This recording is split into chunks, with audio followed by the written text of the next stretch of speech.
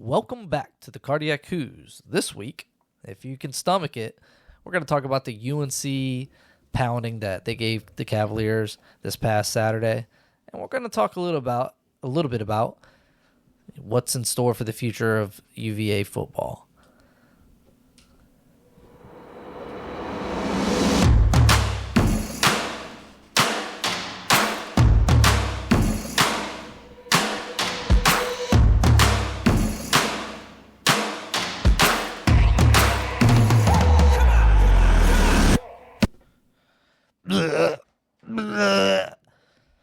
If that doesn't make you gag, surely this past weekend made you sick. The Cavs, who looked like they were still hungover from being served by Clemson a tall glass of whoop-ass juice, the hurting Cavaliers looked to their coaches for a sign of relief, but no quarter was given, just trips to the locker room. After an embarrassing B race, UNC 41-14. Sean, where did this go wrong, and is this the end of the Elliott era? Where did we go wrong? Where do we start? Let's see. We got the opening drive. Well, we won the coin toss. That was about the most we won. No, I got to add, the guy won the good feats. He did, but that came later in the game. That was the only win. We won the coin toss. I missed that. Must have left early. So we won the coin toss. We got a stop on defense.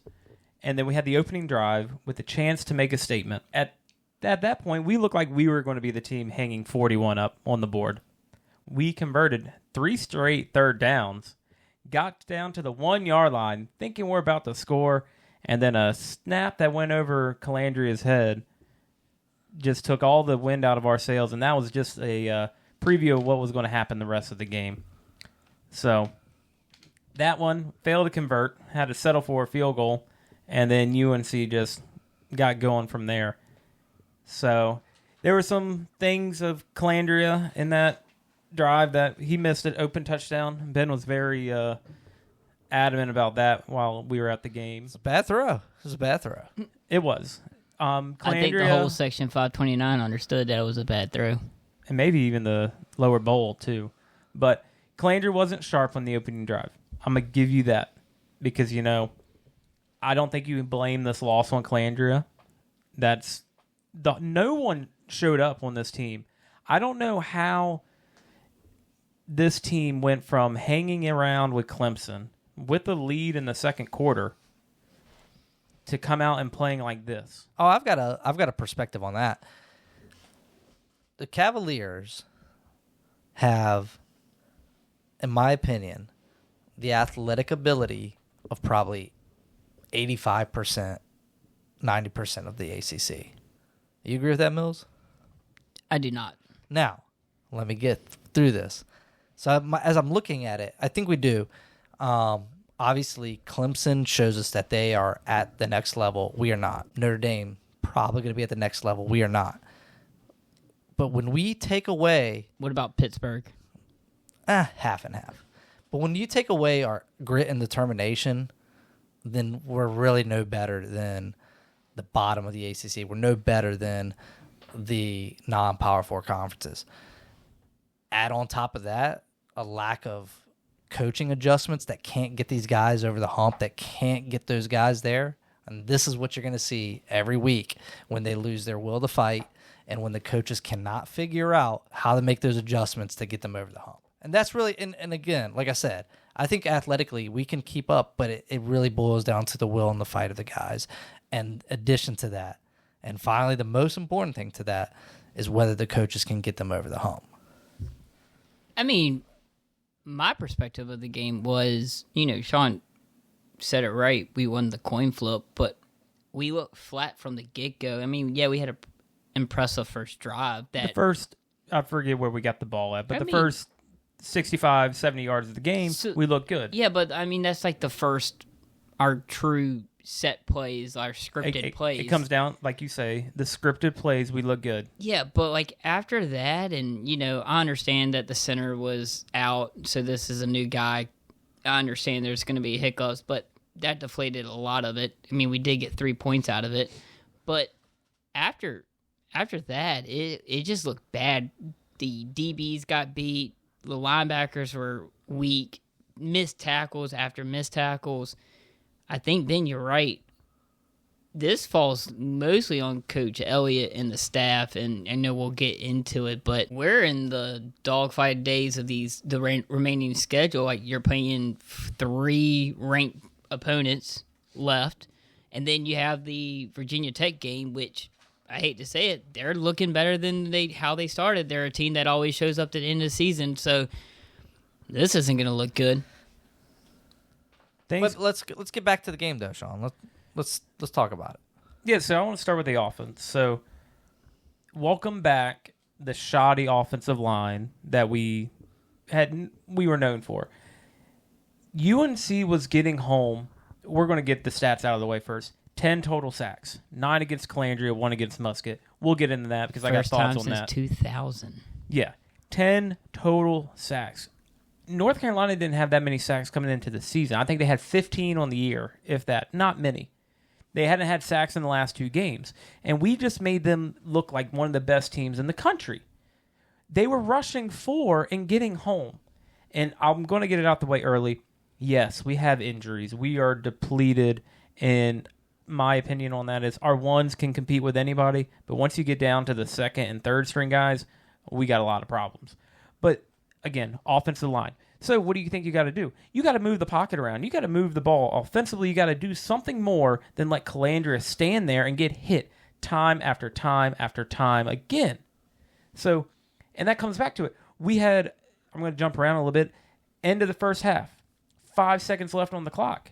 We should probably just knee it and go to the locker room. They instead decide they want to try to run a play, and what happens? They let Calandria get sacked again, and no one was on the field to pick the man up. The boys who let him get hit didn't help him off the ground. He just sat there and looked around. Who's going to help me up?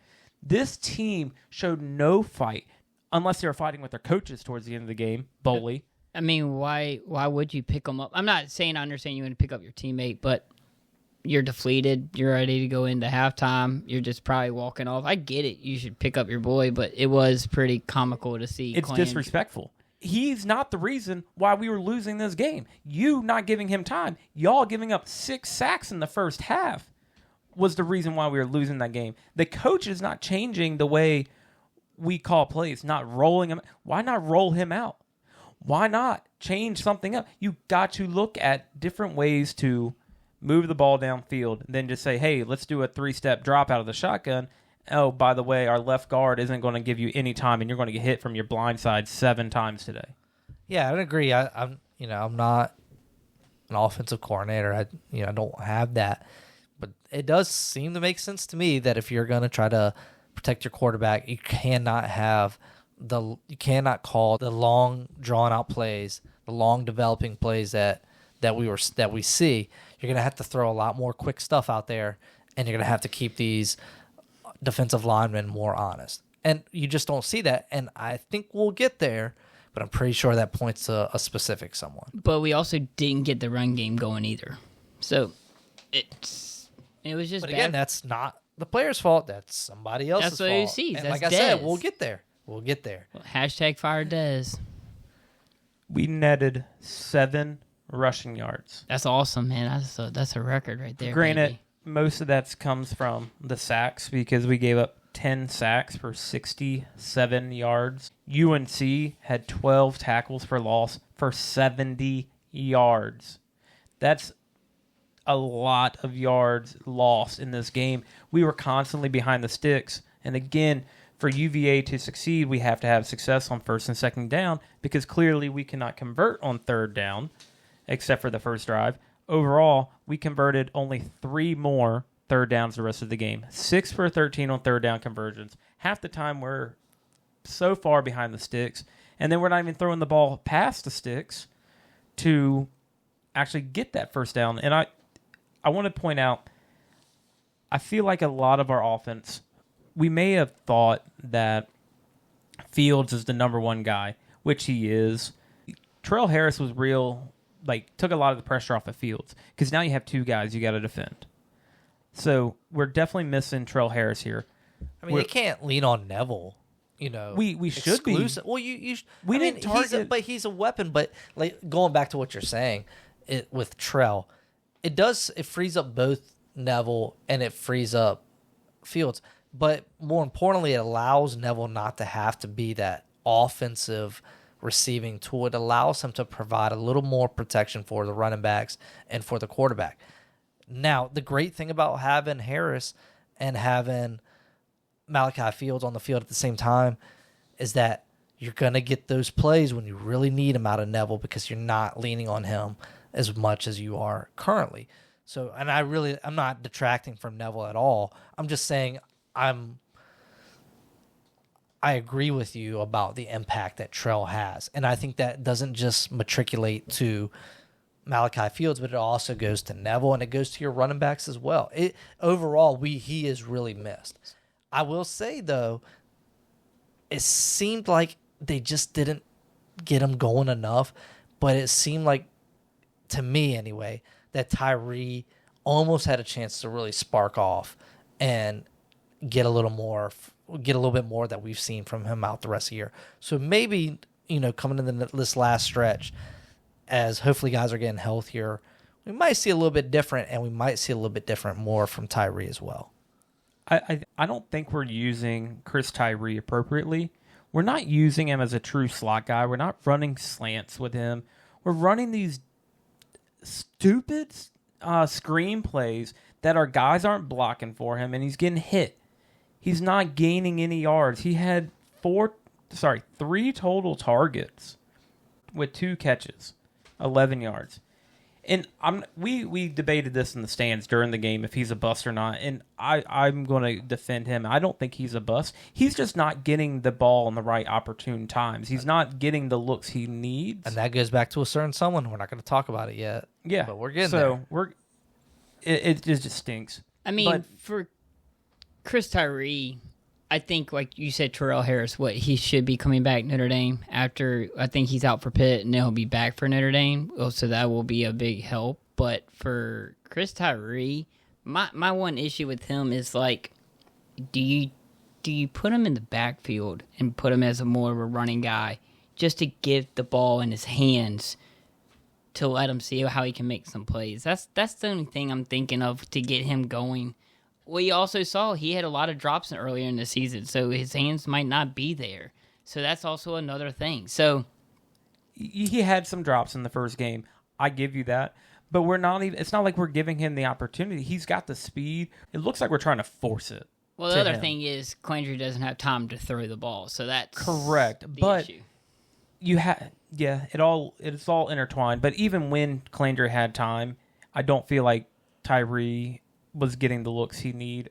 Now, I don't have the breakdown of how many plays and how many snaps he played. I don't look that far into it. But I just feel like when we do target him, we're targeting him on wide receiver screens or motions across the backfield and just trying to force it, and it's not going to happen. It needs to happen more organically. But it also, again, we're missing Trell, which hurts, but we need to feed Neville more too, which we started in the second half when we could, and he was dragging bodies, catching balls behind him, in front of him, making plays that he could, just being that safety valve. But we didn't target him until under 2 minutes in the first half. 28 minutes of game clock had ran off before we finally targeted Neville. So, again, it's partly Clandry has no time. The offensive line is not giving it to him. Run game was not going. And when you talk about let's give Chris Tyree the ball, we only gave Xavier Brown the ball twice. One of our best running backs touched the ball twice. So, I mean, there's a common denominator here. We're not going to talk about it yet, it's been said, but there's a common denominator. Yeah, and we have guys who can step up and make plays. We've seen it, but it all comes down to the name that shall not be named yet. So, I think for the most part, we know the offense is struggling. Do you see it getting any better? Not with the certain name that we haven't talked about yet. But I want to bring up 2 things real quick last on the offense. One, you can't take a delay of game on the first play of the second half. That was terrible.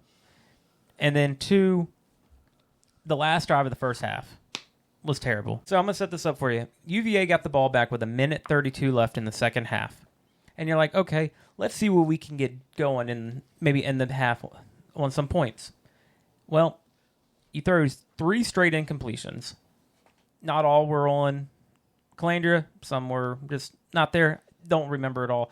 But we go 3 straight incompletions. You give UNC the ball back with another minute and 5. You only ran 25 seconds off the clock. You give UNC the ball back, and then you let them go down and score. I feel like you got to at least run the ball once there, get the clock running. I think, Ben, you mentioned that in the stands, we got to run the clock a little bit. Yeah, I felt comfortable going to the bathroom at that point, and then I could hear it over the radio. Touchdown. I'm like, all right. Well, because I thought maybe, just maybe, on that last drive, maybe we could score. At least get a field goal. A glimmer of hope coming into the second half because we get the ball back in the second half. You have to try to go first down or second down, get some positive yards. If you don't, just try to burn the clock and get out of there. So, but again, by not burning any clock off, you're giving the ball back to UNC, who just came off a touchdown. You then give them the opportunity to go down and score again, and what they do?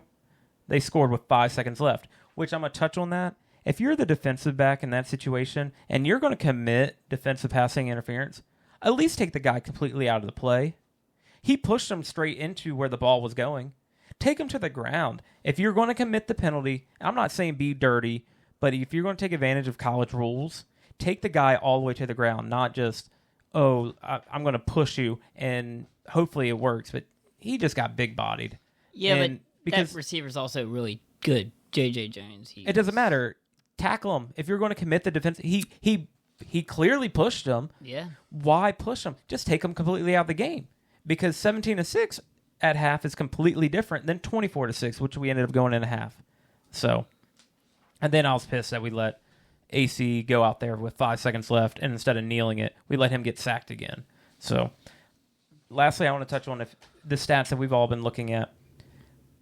We are 118th in red zone scoring touchdowns.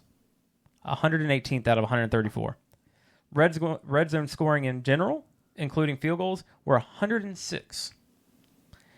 And then touchdowns per game, we are 90th. So what we thought should have been the highlight of this team is being the downfall of this team. And it's really blatantly obvious at who is to blame. Well, we'll get there. Not yet. But let's talk about this defense because it wasn't just the offense that cost us this game. They still gave up 41. We can not talk about the pick six. So the only thing I could really say about them was one was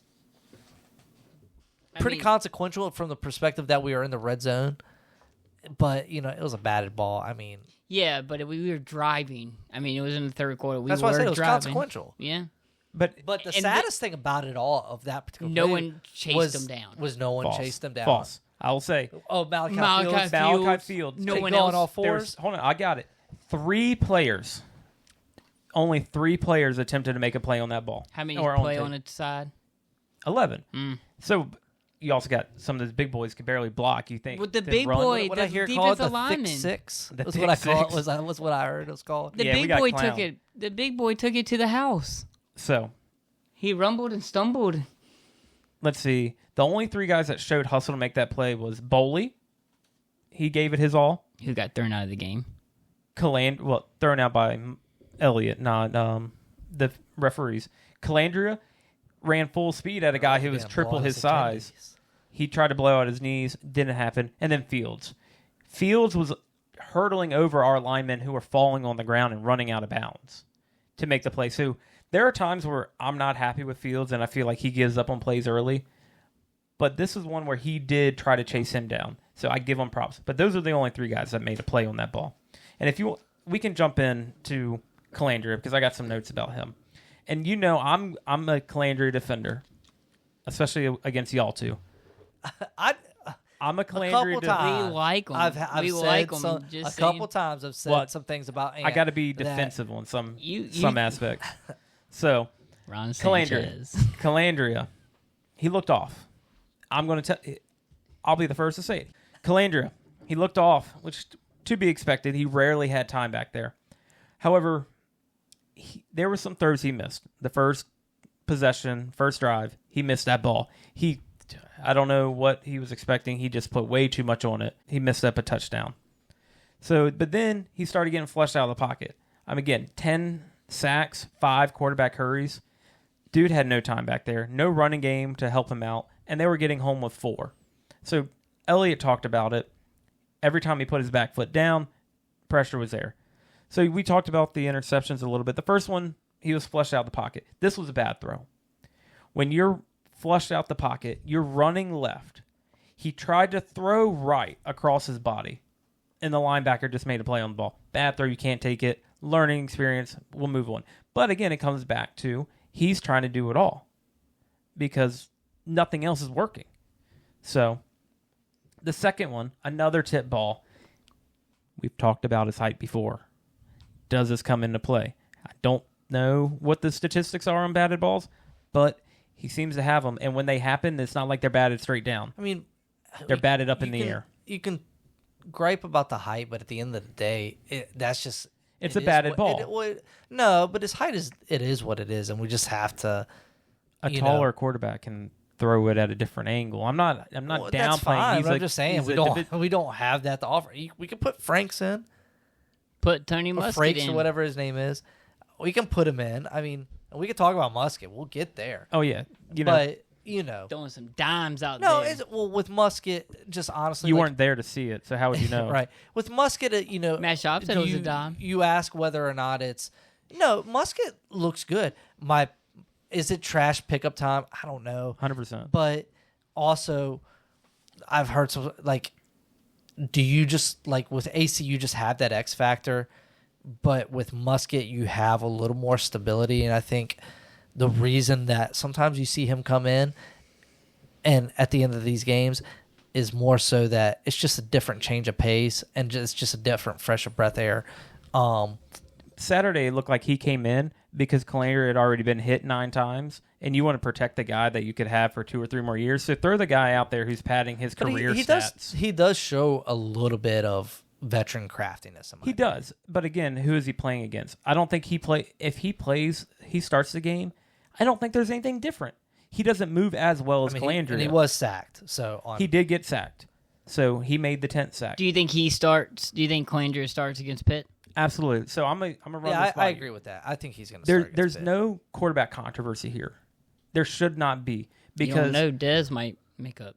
I had to watch the film again today and yesterday, and I watched, and even live, Musket missed some balls. The one that he threw that was a dime, that was a drop. Yeah, that was a dime, but that was one of whatever he threw. He was overthrowing the guys bad. Well, he was overthrowing wide open guys. So he's not the answer. Again, he only came in this game. Let the guy come in and get a rhythm. No. Sean's gone down that sword. At this point in the season, what good does it do playing Musket if we're playing for bowl eligibility? What good does it do to play Musket? Because he gains nothing. Let him. All he's going to do is pad his career stats. I agree with you, Sean. I'm just playing devil's advocate with you. No, I hear you, but Calandria is the future. Or till he gets, we get a transfer quarterback. I still wouldn't be surprised if Musket starts getting if we finish out the season with Musket, and only from the perspective of Tony, he's just trying to scrap for something to save his job. That's all I'm getting at. I'm just saying I don't think it's going to happen, but I wouldn't be surprised. So the stat line for Musket shows 8 for 13 for 125 yards.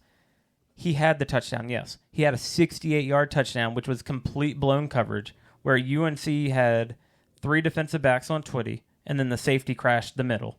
So that allowed our guy to get wide open. There was no one within 20 yards of him. Fields could have thrown that ball. So it's not like he threw a great ball that, we got a spark. No. It just happened to be busted coverage. It didn't matter. I could have thrown that ball. Yeah. It doesn't matter. Again, so I don't want this to sound like I'm hating on Musket, but again, to me, there is no reason to play Musket over Calandria because he gains nothing for this program. Calandria, you can gain from the experience, and he has that moxie. If we use them correctly, it's like we use them one week, the next week we don't. So all right, that's all I got on there. There's no controversy. All right, well, go ahead, send your gift basket to AC. But let's talk about the defense. Obviously, like I said, this didn't fall solely on the offense for losing this game. The defense, the defense showed some flaws, and really it boils down to missed tackles. So, but what do you see? What did you see defensively, Sean, in your notes? Yeah. So missed tackles were at an all-time high. I haven't been able to locate fully the missed tackle statistic, but it was all over the board. Missed tackle after missed tackle after missed tackle. Then, we weren't able to get any pressure. We ended the game with 0 sacks. And we were able to get some pressure. When we got back there, we couldn't bring the guy down. So there's one guy that kept sticking out to me when I watched this game back and watching it live. And I'm not trying to pick on this guy. He's played hard all year when he's had a fill-in. But Trey McDonald had a rough game. He had at least 4 or 5 missed tackles. He took a couple bad angles on some balls. He took a couple bad angles on some potential tackles. And it just... The biggest one that sticks out in my head, the first touchdown that UNC got, he is rushing the quarterback freely. No one's in front of him. And he's about probably 8 to 10 feet away, and he doesn't throw his hands up. And the ball goes quite literally right over his head.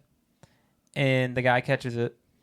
And they start running downfield and make two of our guys miss. That was Kempton Shine missed on that one, and then Thomas Jr., and that allowed them to get on the board first.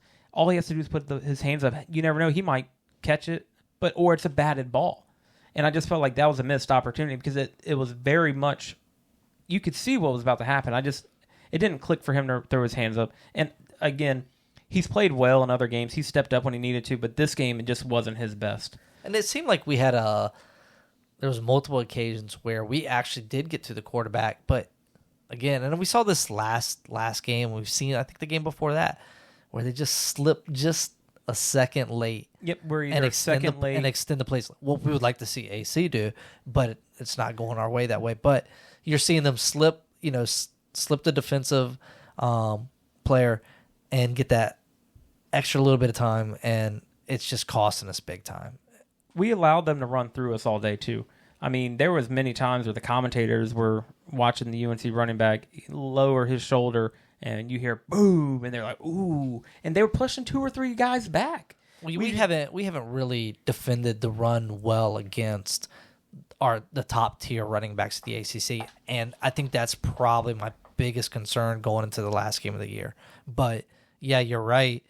They didn't stop Amarion. Yeah, I mean, he went 26 carries for 105 yards.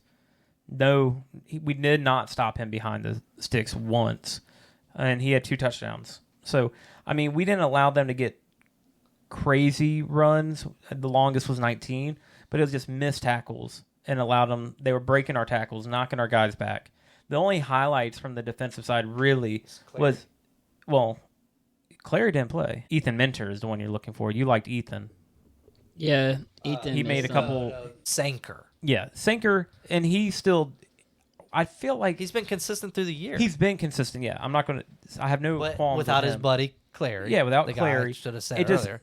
Some of the hits just didn't seem like they lived up to us, and even Sanker on one of the touchdown runs, I felt like he had a chance to try to pop him and push the guy out of bounds, and he kind of went in a little weak, but he might have been nursing something. Who am I to judge these guys throwing their body around? I just felt like we just looked off from the defensive side. So back to Ethan, he had a few big tackles, stopping on the 4th down play, and then on one of the goal line stands towards the end, he made a couple big plays coming off the. You've got to be pretty pleased with that, being that he is. It's hustling. That goes back to what I said really earlier. It was hustle and heart, but more so what I was talking about with him was that. The fact that it's a change. This is his first year really playing that position, and also that he's a freshman. So definitely, it's a good thing to see someone like that getting better throughout the year. So I mean, if we're trying to pick out bright spots, I guess you could say it's a bright spot. Well, he's just the only one who's. This game was devoid of any light whatsoever. Yeah, at the end of the day, we got our ass beat, and we sucked, and I think that's pretty much how we're gonna chalk it up. There was no bright points on this team. No. The only bright spot was the pretzel was hot, and I got 2 lemonades. And I made it home before 4 o'clock. I didn't really want to talk about it, but I mean, it was The most attended game this season. At 44,550. Nice round number. And there was at least, we'll call it 8 more fans that could have been in attendance, but we'll leave it at that. So the fans showed out. They left. I don't blame them for leaving. Mills, I don't blame you for leaving. No. We got families to get back to. I just wasn't leaving, and that's how I got to see how mediocre Musket's performance was too. All right, Sean. I want to circle it back, buddy. I asked you earlier, is this the end of the Elliott era? Should it be or will it be is the real question. My opinion is Carla does not have it in her to fire Tony Elliott. And I'll explain why. This is year 3 of the Tony Elliott era. We all have to look back how he got the job. He got the job kind of late with the Bronco retiring. Got the job kind of late, a little behind the 8 ball. Rough season, year 1. We all know how season 1 ended. Shortened season, we'll go with that. Season 2, no all season really because you're dealing with what happened in season 1. Season 2, a little bit of progression. You're getting your guys in. End of season 2, you finally have your first true off season coming into year 3. And it looks like we have potential. We start off 4-1, and we have a good shot and positive outlook on the rest of the season. We're dealing with injuries, I'll give it to you. But because of what happened in year 1 and how he really hasn't had a true off season except for this last off season, that is why I don't think Carla is going to fire him. I just don't think she has it in her. Now, what I will say, this comes down to Tony Elliott. In the press conference, he goes, "This is on me. I take full responsibility. I didn't have the guys ready to play." Well, if you're going to take full responsibility, let's take full responsibility of the atrocious offense that we have. And at minimum, Tony Elliott needs to take over play calling. What I think we all agree on here, Dez needs to be gone. This is terrible. I've been calling that since week 2. And we've all kind of said it, but it's now time where he's not going to be the first. Let's see. This is not the first coach that would be fired this year. Brett Venables fired his offensive coordinator. UCF fired their offensive coordinator. I just saw another one today. I'm blanking on the name. Defensive coordinator fired. So coordinators can get fired.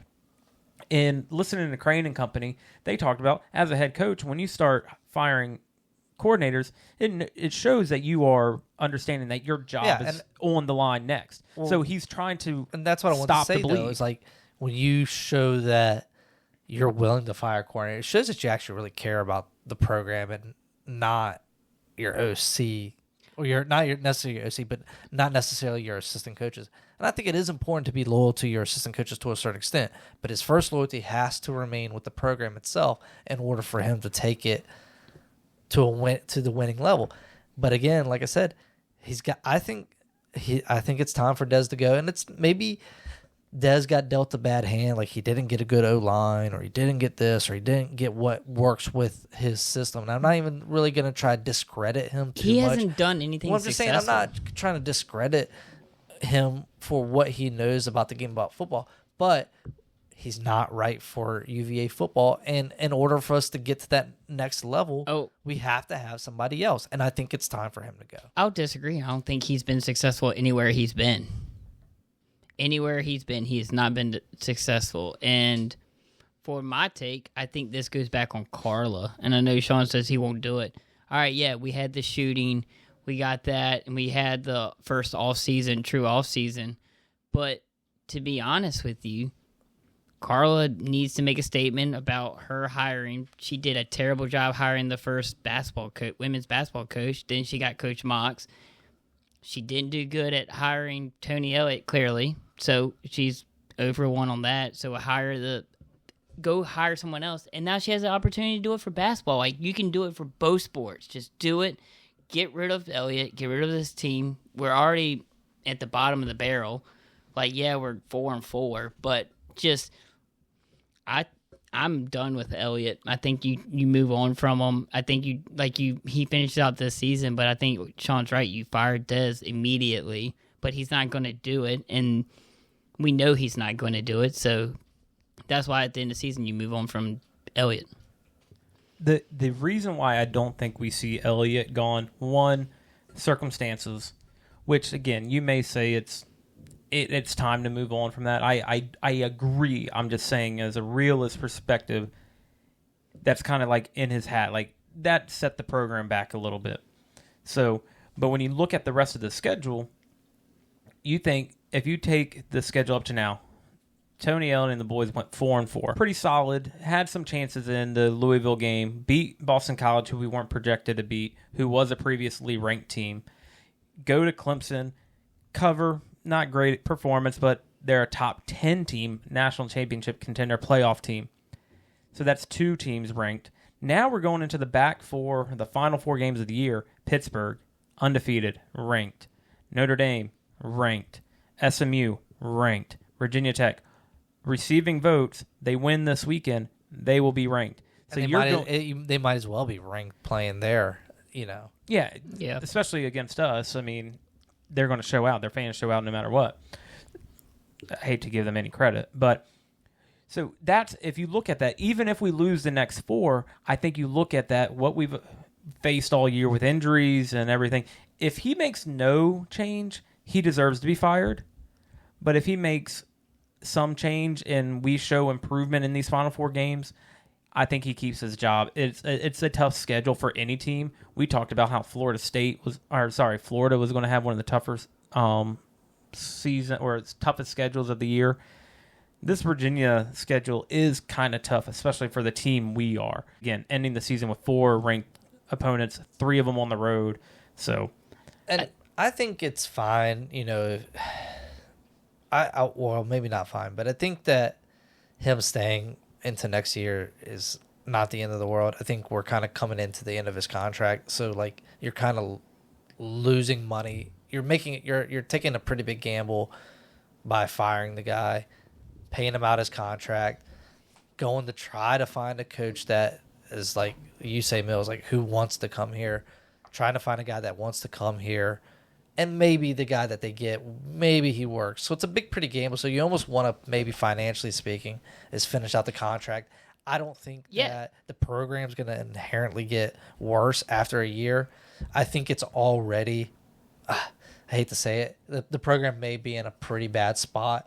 I would agree with that. And that another year of Elliott's not going to push it down to where it's unsalvageable or anything like that. It's just going to make it, and I don't think it'll make it any much harder for the next coach that comes in. So let the guy, prove himself, fire Dez, let him finish out the year. I'm even okay with firing the DC. Let's just see how this thing goes. I don't know. So but if you have to, I would get rid of the DC as well. Like, I would clean house, special teams, quarterback coach. Go get Jason Beck. He's doing pretty well over there with that offense. Go get someone who is talented.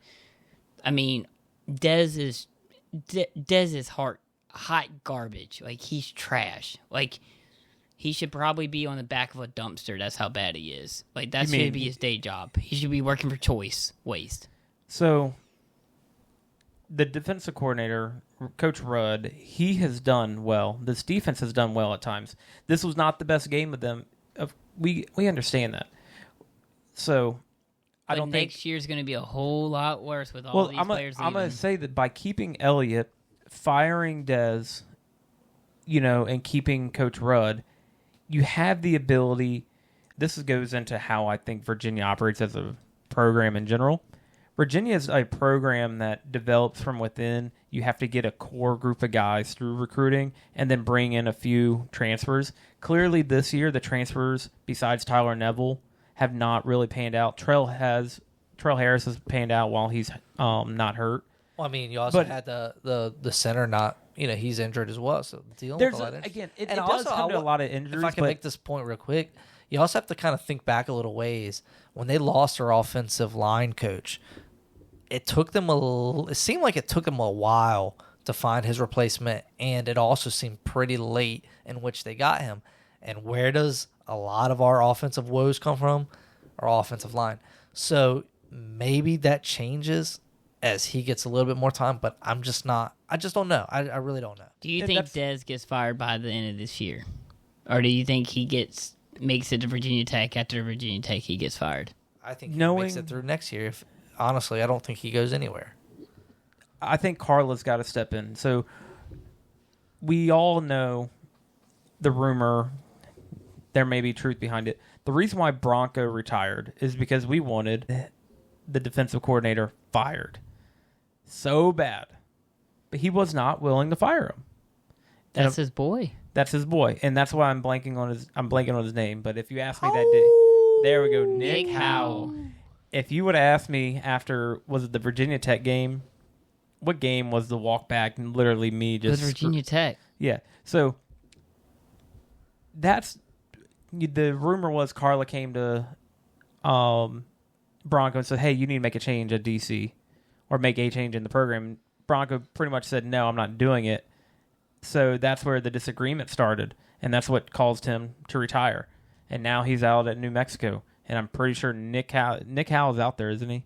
Yeah, because they blew that lead the first game of the season. Yep. So that's how Bronco's too loyal. I think Elliott has to understand you cannot be Look, Brett Venables was really good friends with his offensive coordinator, and he chopped him.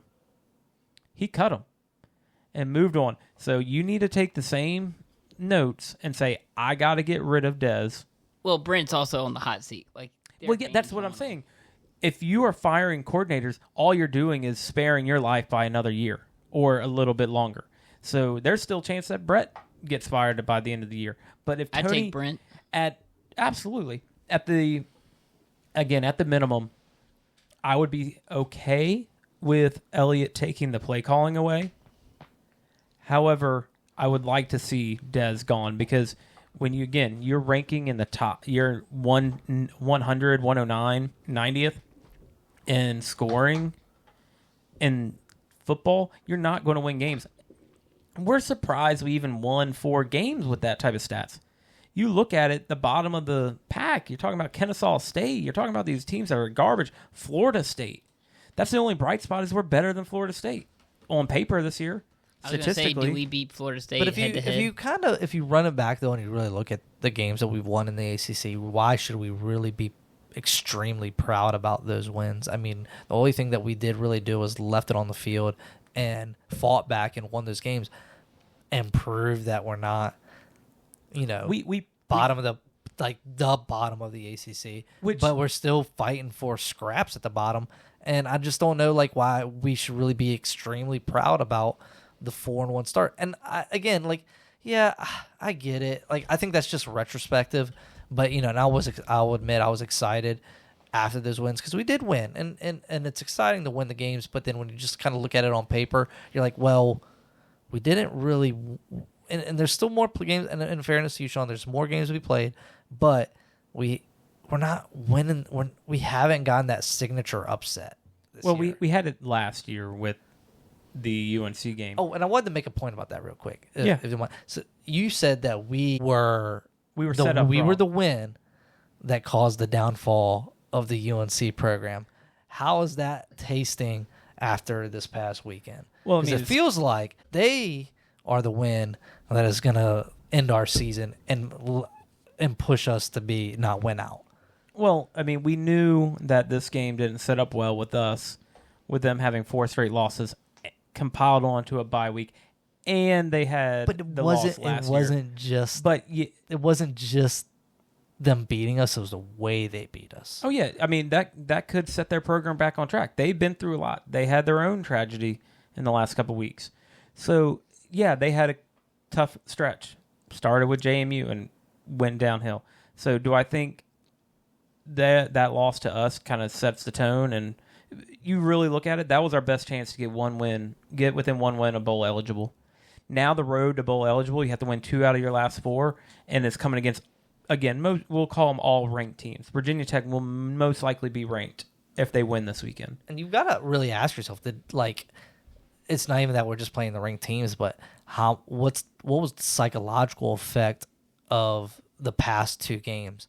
I felt like Clemson game, we were kind of, it shouldn't have rattled us, but no, and I'm saying the Clemson game didn't really rattle us. If anything, it just kind of, our heads stayed there. But that UNC game, it's going to be interesting how they bounce back in this bye week. And maybe we get like, I don't know, but maybe they can get it back on track, mentally. But man, I just feel like the way that that UNC beat us and the way the guys looked on the sideline, I mean, Calandri he sat down, but, maybe he was tired. I mean, I would be too. But, he just looked defeated out there. A lot of guys look defeated. Guys are getting sent back to the locker room, and you have to ask yourself, going even back all the way to the conversation about whether the coach should stay or not, or did he lose the locker room for the rest of the year at least? Yeah, and I think the first 4 games, you asked, like, we were excited about the 4-1 start because, one, we had already won an ACC game. Then when you beat Boston College, which we really didn't give us a chance to win, or we didn't think we were going to win the way that they looked to start the year. So, yeah, we were excited. They did not project us to win a single ACC game. Most sites didn't give us a chance to win an ACC game. So to go 2-0 to start ACC play, we're feeling pretty good. 4-1 overall, you're like, okay, this could be the team. And we've seen glimpses. But the last 2 weeks, I'll say Clemson, we played hard for the most part. But this last game against North Carolina, we just did not play. And that's the thing that bothers me, because we've all said it in this room, is if the team plays together, we have a chance to compete with anybody. And I'll say it, I still think we have a chance to beat anybody on the schedule if the team shows up and if we're healthy. So I just think Tony has to get control of this team again, because 2 weeks in a row, we've talked about it, he's had to send guys to the locker room. And that was the most fight besides the pick 6 or the thick 6 that Boley showed all game. So I want to know what that conversation was like. But we got to get it turned around. We got to get turned around quick. Also, the pick game is also going to be a kind of a interesting to watch them this week because they play SMU. So that's going to be a late night game, 8 o'clock. Pitt's undefeated. SMU has 1 loss, and you're talking about those 2 teams are going to need that to get into the ACC championship game. So maybe we do, if SMU catches Pitt sleeping, beats them, and we can catch a Pitt sleeping as well. Or we catch the team that's coming off the high. If Pitt wins, they're coming off the high, yeah. and we catch them sleeping. So I think, or they go undefeated. Mills, I like your optimism for once. I think still Pitt beats us by 28. Well, no, you just said maybe we. I said we catch them sleeping. That's optimism. Yeah, I do. Maybe we do, but I still think they beat us by 28. All right. Well, look, coaches and players definitely have their homework cut out for them during this bye week as they get ready for Pitt in a couple weeks. And I want to say, if you aren't following us on X, check us out at Cardiac Who's, and you can message us for the nearest Cavaliers Anonymous meeting site. So again, thanks for joining us, and with that, go Who! I'm gonna switch mine up. Fire Dez. Go Who's.